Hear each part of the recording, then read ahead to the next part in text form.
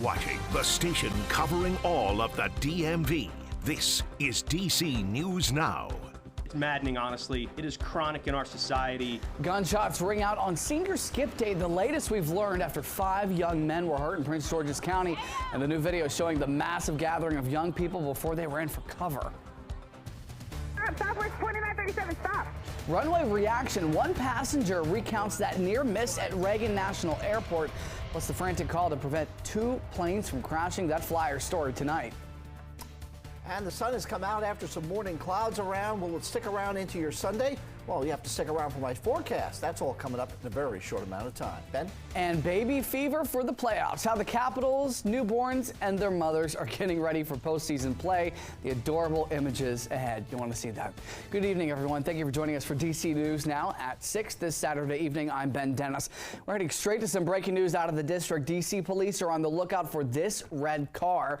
It's described 4-door Honda. Officers are looking for the car in connection to a shooting that hurt 2 men tonight. They say it happened at the 4600 block of MLK Jr. Avenue. This is in Southwest. Police say both are conscious and breathing. Anyone who may know this car or know the case has to call police. And the search continues tonight for the person who shot and wounded 5 people yesterday at a Prince George's County park. Hundreds of students filled Shrome Hills Park for a senior skip day with shots ring out. Our Dave Laval joins us live with the latest information. Dave, what have you learned? Well, hey there, Ben. We can tell you 3 of those wounded taken to the hospital have now been released, while a 4th one remains hospitalized. We have not been given an update on the condition of the other person wounded in the attack that took place in the pavilion right behind me. Video posted on social media shows just how large a turnout there was here Friday. Police Chief Richard Bowers believes the students came from Eleanor Roosevelt High, Bowie High, and other high schools. All of the wounded are said to be between 16 and 18 years old. Police said they didn't know about the gathering, as a similar one took place last year with no issues. That does little to ease the concerns of neighbors we spoke to just a short time ago. To think that this space doesn't feel safe anymore. With all these incidents, the neighborhood doesn't feel safe, and I'm thinking, like, what is happening to our neighborhoods, what is happening to our kids, what is happening to our teens that is causing them to not have a space where they can be safe anymore. And police told us they believe the shooter took off along Hanover Parkway, not far from where I'm standing, along with hundreds of other students. You're asked to call police if you have any information. We're live in Greenbelt. Dave Laval, DC News Now. Dave, staying on top of those details, County Executive Angela Brooks is also responding to the shooting as well. We'll have more on what she has to say at 6:30. More news from the United States House of Representatives. Tens of billions of taxpayer dollars are now going to Ukraine and Israel after significant infighting among Republicans to send money to our allies fighting their wars. They also made another major step to potentially ban TikTok. The House approved $95 billion for our allies, including Taiwan, also approving a measure to clamp down on social media platform TikTok, now giving their parent company 9 months to sell or be banned in the U.S. That's something President Biden said that he would sign. The package now goes to the Senate. Speaker Mike Johnson on today's quickly passed vote. I know there are critics of the legislation. I understand that. It is not a perfect piece of legislation.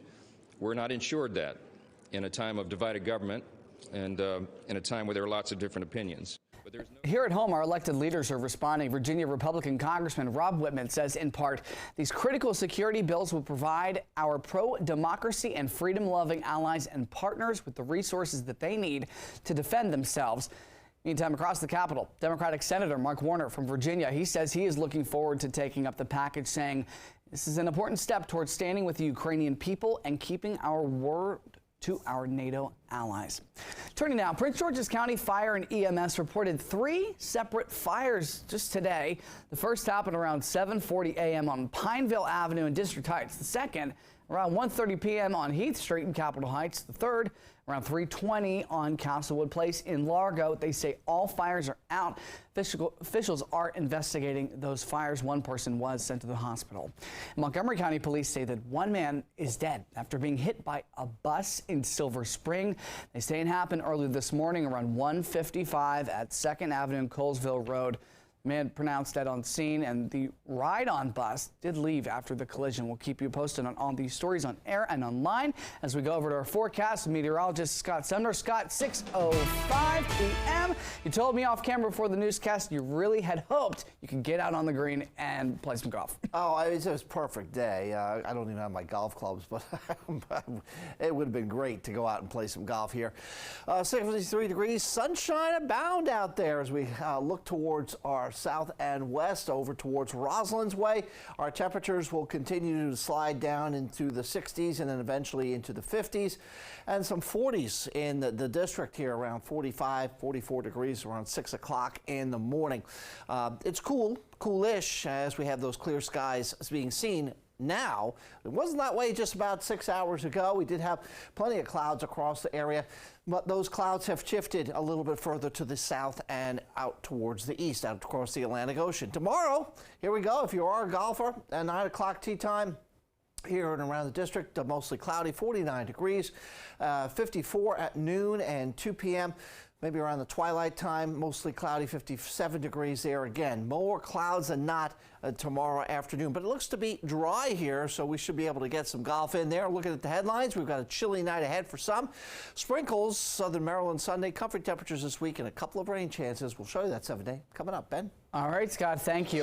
Developing right now, federal investigators are looking into why 2 planes nearly collided on the runway at Reagan National. Well, we're hearing from a passenger on one of those planes. Northern Virginia reporter Max Marcilla spoke with one woman on her experience. It was pretty apparent right away that something had happened and something was wrong. Teresa Hoffman's trip from D.C. to Boston took an unexpected delay when her JetBlue flight stopped before it could take off. Stop.